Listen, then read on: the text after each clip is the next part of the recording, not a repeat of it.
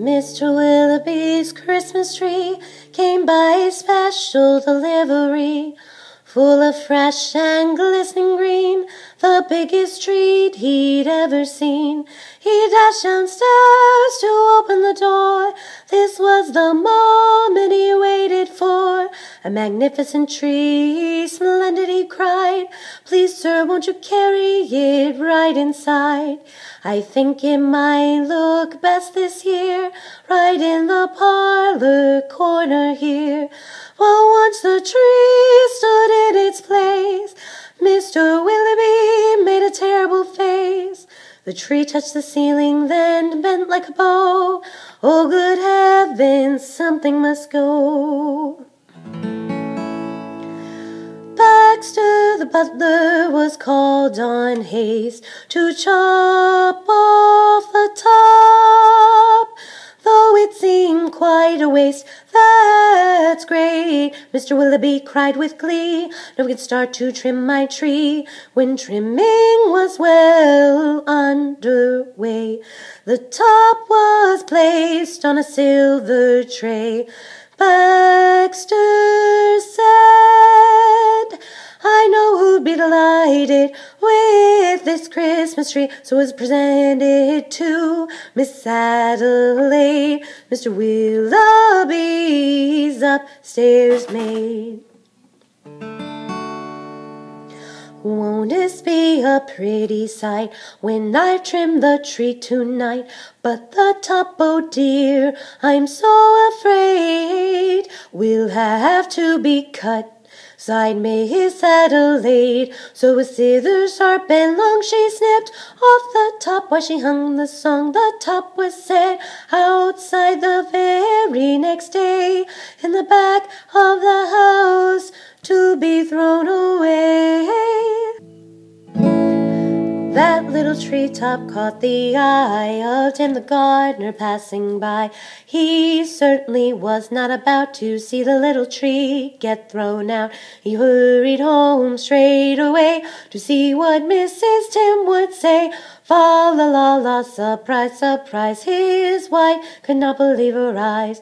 But our house, she said, is so snug and small. I do not believe we need it all. And before Tim had a chance to shout, she cut off the top and threw it out.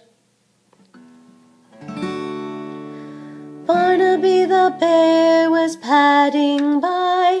It almost hit him in the eye.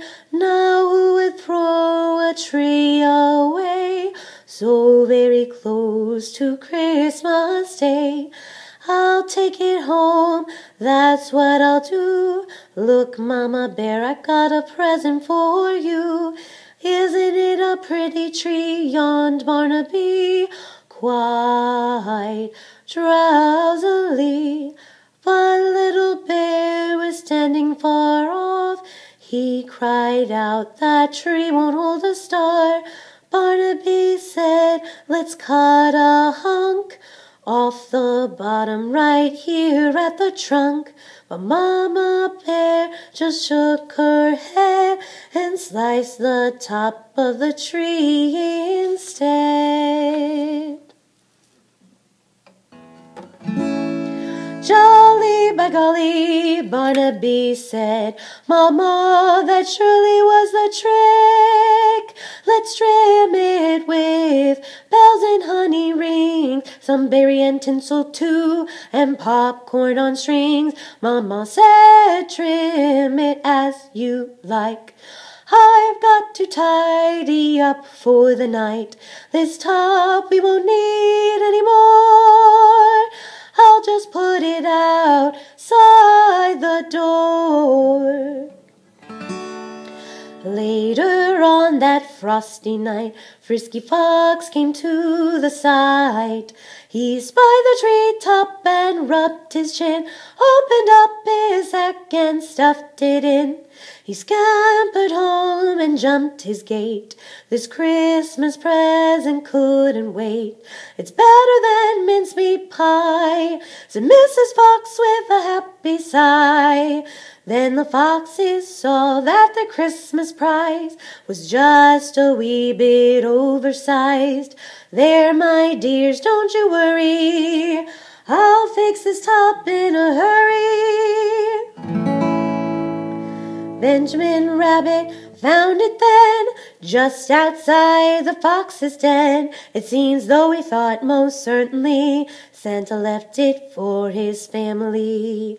Look, he cried, see what I found. With that he called his family round. There was merry-making, frolicking, carrot shaking, celebration round the tree. All were happy as rabbits could be. Benjamin Rabbit's own hand sliced a carrot, made a stand. Now let's see how it look in our little chimney nook. But right away the children cried, look, it's leaning to one side.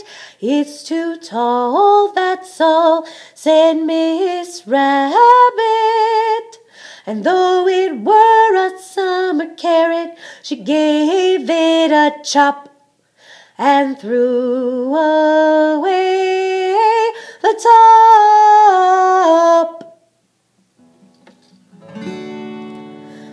The mistletoe mouse just happened to see the tiny tip of the Christmas tree. He pulled it through the snow and ice, up some stairs and fell down twice. At last he reached his cozy house. It's just the right size for a mouse. Then at the top, oh, if you please, they put a star made out of cheese. Oh, wasn't it grand to have a tree exactly like Mr. Willowby?